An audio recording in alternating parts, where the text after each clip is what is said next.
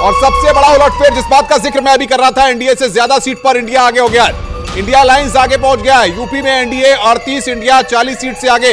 बड़ा उलटफेर इस वक्त की बड़ी खबर। उत्तर प्रदेश में 80 सीटों पर बड़ा उलटफेर। यहां पर काउंटिंग में जिस बात को हम लगातार कह रहे हैं कि लगातार उलटफेर हो रहे हैं और एनडीए 38 सीटों पर और इंडिया अलायंस यहां पर 40 सीटों पर। कंचन, जाहिर तौर पर और जैसे ही 8 बजे से रुझान आने लगे थे अनुभव, मुझे याद है कि पहली सीट जो गई थी, जो पहला रुझान आया था वो इंडिया गठबंधन के खाते में ही गया था। लेकिन उसके बाद देखिए धीरे धीरे करके अच्छी बढ़त बनाई। अगर आप 2019 की चुनाव देखेंगे तो अब तक ये स्थिति थी कि जो उस टाइम पे कांग्रेस पार्टी जिन सीटों पर लड़ रही थी, जिस गठबंधन के साथ आगे चल रहे थे, यहाँ समाजवादी पार्टी उत्तर प्रदेश में बसपा के साथ गठबंधन में थी, इस समय तक स्थिति ये थी कि बीजेपी हर तरफ भगवा लहरा रहा था और सबसे ज्यादा रुझान में बीजेपी आगे चल रही थी। लेकिन 2024 में स्थिति थोड़ी सी उलट आप देख सकते हैं।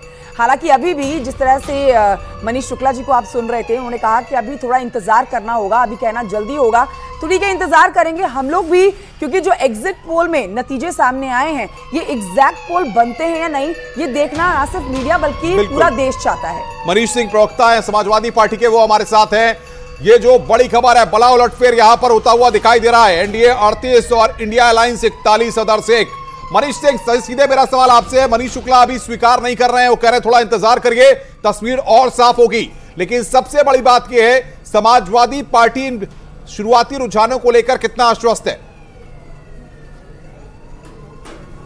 देखिए अनुपम जी, हम लोग जब लोकसभा का आम चुनाव शुरू हुआ, पहले चरण से ही ये बात कह रहे हैं कि उत्तर प्रदेश की महान जनता परिवर्तन के मूड में है। हम लोगों ने जनता के नब्ज को पहचाना कि जनता की आवश्यकताएं क्या हैं, युवाओं की आवश्यकताएं क्या हैं, मजदूरों की आवश्यकताएं क्या हैं, किसानों की आवश्यकताएं क्या हैं। दलितों के आरक्षण का सबसे बड़ा सवाल था, सामाजिक रूप से जो उनके अपमान किए गए इन 10 वर्षों में उसका सवाल था, पिछड़े वर्ग का जो आरक्षण खत्म किया गया भारतीय जनता पार्टी के शासन में उसका सवाल था, अगड़ी जातियों में अभी क्षत्रियों का जो सबसे बड़ा अपमान, पगड़ी उछाली गई। इस भरे भारत में सभी लोगों ने देखा कि किस तरह से पगड़ी उछाल करके अपमान किया। तो इन सभी चीजों का बदला भारत की जनता ने लिया है, एक बात। और दूसरी जो महत्वपूर्ण बात है, ये मनीष शुक्ला जी जो भारतीय जनता पार्टी के प्रवक्ता हैं, ये 9 बजे से बैठे हैं इस चैनल पर और एक ही प्रवचन कर रहे हैं और 11 बजने जा रहा है, 2 घंटे का समय हो गया और ये बड़े उलटफेर की कई बार इन्होंने दुहाई दिया है। मनीष शुक्ला जी कुछ कहना चाह रहे हैं? ठीक है, हमारे साथ और भी मेहमान मौजूद हैं। संजय राणा जी भी हमारे साथ मौजूद हैं, उनके पास चलते हैं, जल्दी से उनका एक रिएक्शन ले लेते हैं। देखिए जिस तरह से अभी तक 3 घंटे बीतने वाले हैं, संजय जी आपको क्या लग रहा है, ये रुझान जो है ये नतीजों में तब्दील हो जाएंगे या फिर ज्यादा उलटफेर नहीं होगा या बड़ा उलटफेर हो जाएगा? देखिए अभी शुरुआती रुझान है, हमें लगता है कि 6-7 राउंड का भी काउंटिंग हुई है, अभी तो कम से कम 20 से 25 राउंड की काउंटिंग बाकी है। लेकिन जिस तरह से रुझान आ रहा है ये चौंकाने वाले हैं, कंचन फॉर श्योर। लेकिन ये बोल दिया जाए कि समाजवादी पार्टी या इंडिया अलायंस जीत रही है, ये नहीं है। लोगों का कहीं ना कहीं जो नाराजगी है वो भारतीय जनता पार्टी के वजह से नहीं, कैंडिडेट पे ज्यादा है। जो कैंडिडेट है कहीं जो उनके काम करने का तरीका, उनका जो कार्य पद्धति है उससे नाराज है। कहीं ना कहीं उत्तर प्रदेश के जो भारतीय जनता पार्टी के नेता ओवर कॉन्फिडेंस जरूर नजर आए थे। जिस तरह से उनको काम करना चाहिए था, हमें लगता है वो काम नहीं किए हैं। और जो भी टैली आपको यहाँ पे दिख रही है, सारा का सारा श्रेय नरेंद्र मोदी के कंधे पे जाता है जीतने का और हारने का। संजय जी एक बात पे प्रभात जी को लूंगा और उसके पास आपके पास आऊंगा। प्रभात जी, सबसे बड़ी बात यह है कि जो चुनाव हुआ था 7 चरणों में, क्या आपको लगता है कि उत्तर प्रदेश में जो कास्ट का फैक्टर होता है या जो कैंडिडेट्स थे, कैंडिडेट के सिलेक्शन में या तमाम चीजों पे जो एंटी इनकम्बेंसी थी, वो भारतीय जनता पार्टी को यहां पर नुकसान कर रही है, एनडीए को नुकसान कर रही है इन सीटों में, या और कोई कारण? नहीं, देखिए अनुपम जी, जब मैं स्टार्टिंग यहां आया मैंने बात कही, बिल्कुल निश्चित तौर पे आपने जो सवाल उठाया कैंडिडेट्स को लेकर और जातिगत आधार पे, सबसे बड़ा उत्तर प्रदेश के अंदर क्या चला कि उत्तर प्रदेश के अंदर भारतीय जनता पार्टी कॉन्फिडेंट ये रही कि ओबीसी वर्ग को उन्होंने ज्यादा तवज्जो दी। बाकी जो वर्ग था, चाहे वो ब्राह्मण हो, चाहे क्षत्रिय हो, चाहे और भी जो जितने भी आपके सामान्य वर्ग के लोग हैं, ये बड़ी इस तरीके से जातिगत आधार पे टिकट बंटवारा जो है, मैं फिर कहूंगा भारतीय जनता पार्टी का बहुत से ऐसे कैंडिडेट हैं जो आरक्षित सीट में भी, जैसे इटावा के रामशंकर कटेरिया का टिकट बदलने की बात थी, कौशल किशोर की मलियाबाद से टिकट बदलने की बात थी, कई टिकट ऐसे भारतीय जनता पार्टी नहीं बदल पाई है, क्योंकि पहले ये चर्चा चल रही थी कि 30-35 टिकट लगभग लोकसभा के चुनाव में भारतीय जनता पार्टी बदलेगी। क्यों नहीं बदला, क्या चूक हुई, ये तो वो समीक्षा करके बताएंगे। लेकिन पूरी तरीके से ये चुनाव कहीं ना कहीं जो आक्रोश जनता का दिखाई दे रहा था, जैसे अखिलेश की मीटिंग्स में आपने देखा होगा भगदड़ मची, बहुत सी भीड़ आ रही थी, ये संशय लगाया जा रहा था क्या ये भीड़ वोट में तब्दील होगी। ऐसा लग रहा है कि वोट में तब्दील हुई है वो भीड़, और जो समर्थन अखिलेश को मिल रहा था। लेकिन शाम तक मेरा अपना यह मानना है कि भारतीय जनता पार्टी थोड़ा सा और अच्छा करेगी और समाजवादी पार्टी थोड़ा नीचे आएगी। जो आपने बात की है संजय जी, इस पर एक आपका रिएक्शन भी लेना जरूरी है कि ओवर कॉन्फिडेंस वाली बात है, मैं लौटूंगी आपके पास, इस पर जवाब लूंगी, लेकिन एक बड़ा अपडेट अपने दर्शकों को देते हैं। रुझान में एनडीए 300 सीटों से कम पे जा रही है। रुझानों में इंडिया 222 सीटों से ऊपर पड़ता हुआ और 300 सीटों से नीचे जाता हुआ एनडीए गठबंधन जा रहा है। तो ये एक बहुत बड़ा आप उलटफेर कहिए, क्योंकि संजय जी ये हम कह सकते हैं कि अब जो इंडिया गठबंधन है वो आगे बढ़ रहा है, वो बढ़त बना रहा है, और जो एनडीए है वो पीछे जा रहा है। 400 नारा जो है वो तो फेल होता हुआ नजर आ रहा है।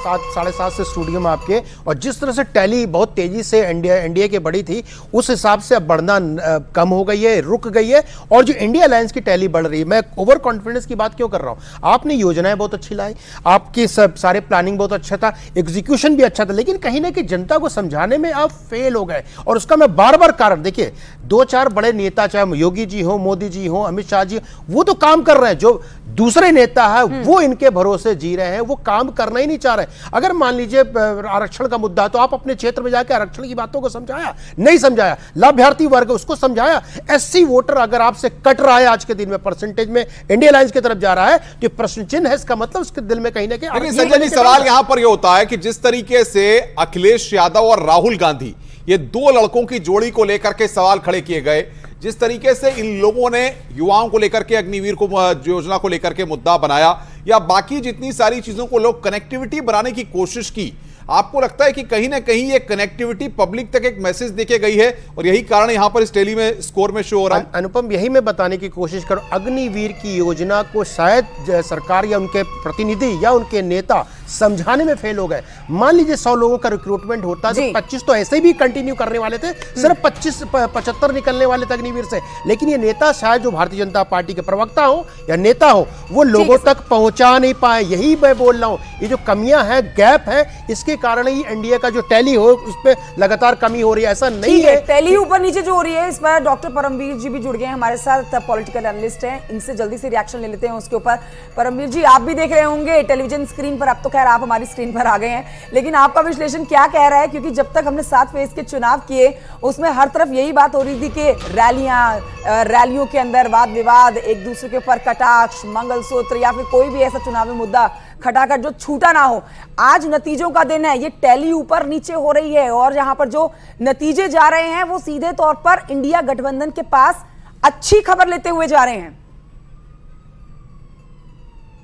वोटिंग शुरू हो गई है। ये देखिए, ये भी एक खेल की तरह होता है, कभी क्रिकेट के मैच में जैसे कोई आगे कोई पीछे चलता रहेगा, लेकिन 12-1 बजे के बाद स्थिति साफ होनी शुरू हो जाएगी। अभी आपका विश्लेषण क्या कह रहा है सर इन रुझानों? देखिए, अभी कुछ नहीं कह सकते। मेरा विश्लेषण सिर्फ इस बात से, मेरा मन बहुत प्रफुल्लित है कि ईवीएम निर्दोष साबित हुई और चुनाव आयोग निष्पक्ष है। अब ऐसा नहीं कहा जा सकता कि कल तक हवा बनाई जा रही थी कि भाई सब कुछ कॉम्प्रोमाइज हो चुका है इस देश में, ऐसा नहीं है। अब कम से कम ये सबके सामने स्थिति साफ है कि भाई सब लोग करप्ट नहीं है। कुछ हो आप जिसे आप सिर्फ आक्षेप लगा सकते हैं, लेकिन ये सामने दिखाई दे रहा है, ये पारदर्शी है यहाँ पर। अब रही चुनाव में रिजल्ट की बात, देखिए हमें भूलना नहीं होगा, विपक्ष अब चुनाव आयोग पर सवाल नहीं उठाएगा अच्छे नंबर बिल्कुल लाने पर। अब उनका अधिकार बचता नहीं है, अगर उठाएं तो वो मतलब ये तो फिर आप कर सकते हैं, जो भी मन में आए कीजिए, लेकिन ये सामने दिखाई दे रहा है आपके कि आपका जो वो था वो टोटल आपने मन बहुत महत्वपूर्ण बात आप कह रहे हैं परमवीर जी। लेकिन मैं इस पूरे इलेक्शन को 7 चरणों को क्योंकि कवर किया हूं, एक महत्वपूर्ण बात ये निकल के आ रही है कि हम इस टैली को देख रहे हैं, जिस टैली को इंडिया अलायंस अच्छा स्कोर दे रहा है, एनडीए अच्छा स्कोर दे रहा है, अदर्स ने भी अपना एक खाता खोला हुआ है, लेकिन हम बीएसपी को देख रहे हैं कि बीएसपी यहां पर शून्य पर है।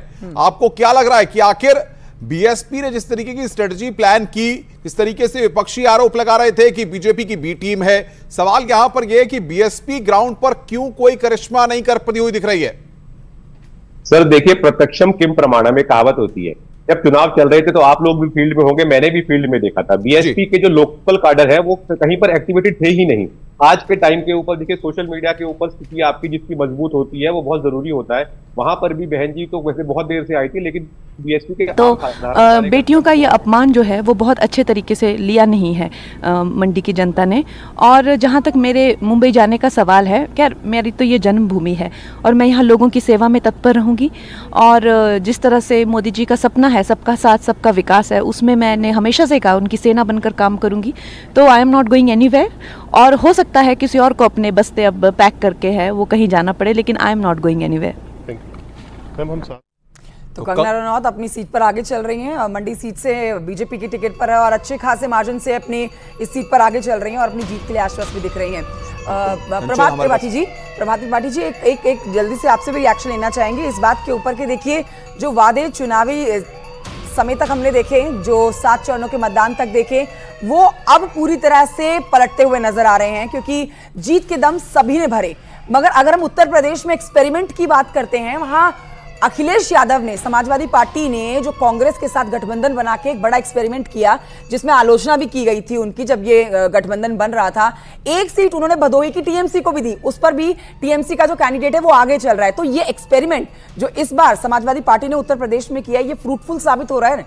मतलब निश्चित तौर पर देखिए, मैंने कहा कि इस बार जो केमिस्ट्री अखिलेश ने बनाई थी वो कहीं ना कहीं कामयाब हुई, क्योंकि देखिए कांग्रेस को लोग बहुत कमजोर समझ रहे थे कि कांग्रेस का संगठन नहीं है उत्तर प्रदेश में, कांग्रेस के साथ अखिलेश जा रहे हैं तो क्या वो माइनॉरिटी वोट के लिए जा रहे हैं, ये सारी चीजें उठ रही थी। लेकिन कांग्रेस को राष्ट्रीय लेवल पे जो समर्थन मिल रहा है, क्योंकि मतदाता के जहन में ये था कि अगर मोदी और भारतीय जनता पार्टी से कोई भी लड़ सकता है या कोई भी पार्टी सरकार बना सकती है तो वो कांग्रेस बनाएगी। बहुत महत्वपूर्ण बात आपने कही है। कांग्रेस से हमारे साथ प्रियंका गुप्ता जुड़ गई हैं। प्रियंका गुप्ता जी, न्यूज़ 18 पर स्वागत है आपका। जो स्कोर है टैली में वो आप लगातार देख रही होंगी, उत्तर प्रदेश की 80 सीटों पर भी, उत्तराखंड की 5 सीटों पर भी, और ओवरऑल फिगर्स भी लगातार हम दिखा रहे हैं। क्या रिएक्शन पहले आपका? देखिए, सबसे पहले तो मैं देश की जनता को धन्यवाद दूंगी। जिस तरह से आज रुझान सामने आ रहे हैं, जिस तरह से वोटों की गिनतियां स्टार्ट होते ही उत्तर प्रदेश एक बिल्कुल ही एक नए फॉर्म में नजर आ रहा है। आज उत्तर प्रदेश की जनता ने ये बता दिया है कि किस तरह से उन्होंने बेरोजगारी के खिलाफ वोट किया है, किस तरह से उन्होंने किसानों ने जो पशुओं की समस्या थी, आवारा पशुओं की, उसके खिलाफ वोट किया है, किस तरह से जो झूठ और जुमले थे उसके खिलाफ वोट किया गया है। मैं पूरी तरह से देख सकती हूँ कि जिस तरह से जीत की तरफ हम अग्रसर हैं, उससे जनता भी उत्साहित है क्योंकि जनता ने इस बार अपने मुद्दों पर वोट दिया।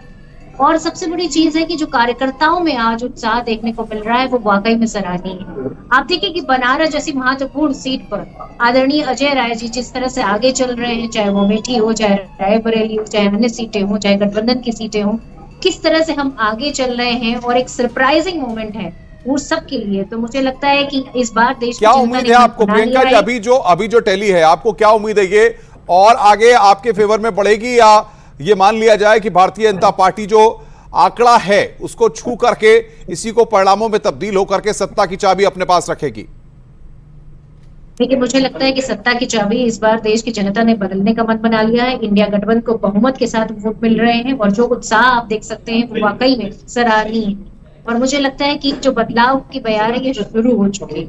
इस बदलाव की बयार में जिस तरह से आप देखिए ये कई सीटें हैं जिसमें हम बढ़त बनाए हुए हैं और जो महत्वपूर्ण सीटें हैं जिनके बारे में लगातार प्रियंका गुप्ता हमारे साथ जुड़ी हुई थी।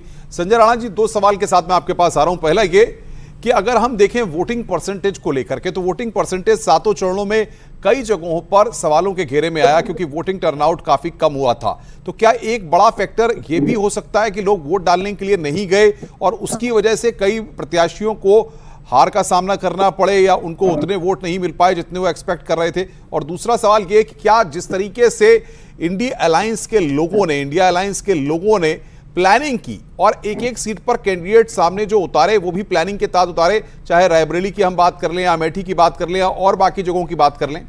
देखिए, जहाँ तक आप बात कर रहे थे वोट परसेंटेज की, तो फेज 1 और फेज 2 में नो डाउट 3.78 और 3.41 का डिफरेंस था जो पुराने 2019 से अगर कंपेयर किए थे। लेकिन बाद में आते आते 1% और 0.78% का रह गया था, बहुत कम मार्च डिफरेंस रह गया था। देखिए, वोट परसेंटेज का ऐसा कोई वो नहीं कर कम पड़ रहा है तो कंटिन्यू करेगा, ज़्यादा हो गया तो बदलाव है। आपके हिसाब से अगर वोट परसेंटेज का अगर टैली होता ये बढ़ना तो फिर तो बदलाव दिख नहीं रहा होता। देखिए अब टैली में तो इंडियन अलायंस काफी अच्छा परफॉर्मेंस करे। अगर कांग्रेस की बात करें तो सेंचुरी मारने की तरफ है, समाजवादी पार्टी 4-5 गुना 6 गुना बढ़ गई है। वो शाम तक हमें सब पता चल जाएगा, लेकिन ये कोई आंकड़ा नहीं होता कि अगर कम हो रहा तो किसी कैंडिडेट को हार सकता जीत सकता है। जहां तक चर्चा कर रहे थे जो कैंडिडेट का सिलेक्शन जो किया गया है उत्तर प्रदेश में, देखिए कैंडिडेट का सिलेक्शन ऐसा कुछ नहीं हुआ, प्लीज समझने की कोशिश कीजिए।